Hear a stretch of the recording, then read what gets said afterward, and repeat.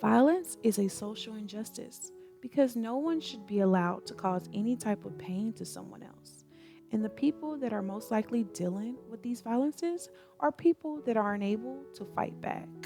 Maltreatment includes violent punishment, involves physical, sexual, and psychological slash emotional violence, neglect of infants, children, and adolescents by parents, caregivers, and other figures most often in the home, but also in settings such as schools and orphanages.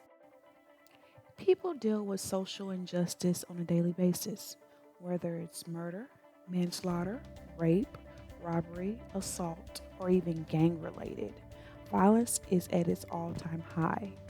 Even though people know that there is a consequence for their action, it doesn't stop the crime from happening, which has me thinking, is there something that we could do as a community to put a halt to these crimes?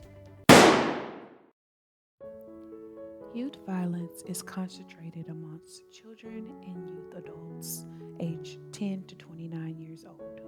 Occurs most often in community settings between acquaintances and strangers. Includes bullying and physical assault with or without weapons such as guns and knives, and may involve gang violence. Intimate partner violence, also known as domestic violence, includes physical, sexual, and emotional violence by an intimate partner or ex partner. Violence is a public health issue because it puts people's lives at jeopardy. When it comes to violence, it's not always physical.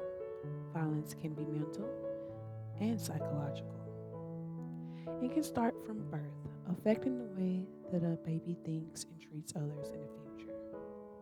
There is a policy statement that proposes that APHA officially deems violence a public health crisis. The public health approaches have been proven effective in reducing violence and that a comprehensive system is needed to prevent the loss of 60,000 lives and countless traumas each year. Current efforts to reduce violence have not been successfully efficient. National data demonstrates a recent increase in violent events.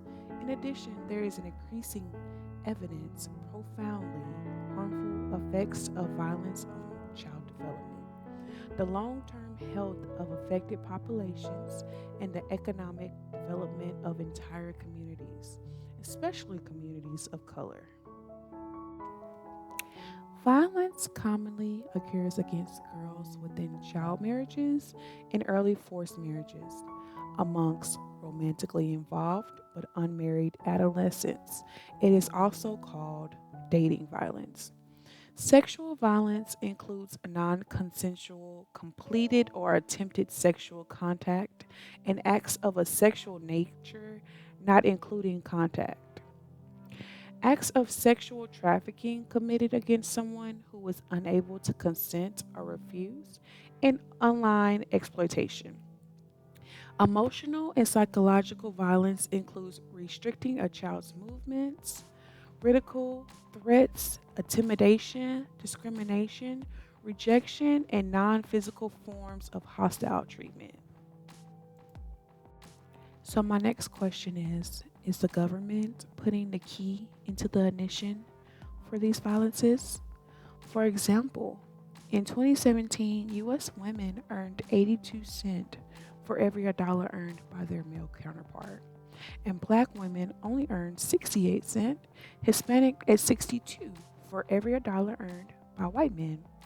Women are more likely than men to work in low wage jobs, with single family households having the lowest average income levels. Similar wage gaps exist between men and women globally.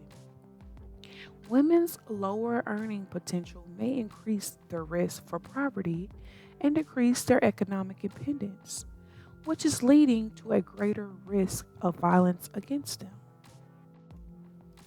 Violence is a real threat that happens all over the world. Violence is also a public health issue because it puts people's lives at jeopardy. When it comes to violence, it's not always physical. Violence can be mental and psychological, and it can start from birth. Violence is a social injustice because no one should be allowed to cause any type of pain to someone else. And the people that are most likely dealing with this violence cannot fight back. If we can help continue awareness of this issue, it will be able to help the world be a better place. Thank you. If you're interested in doing any more research regarding violence, I did provide the websites that I used to help me complete this project. You are more than welcome to check them out. Thank you.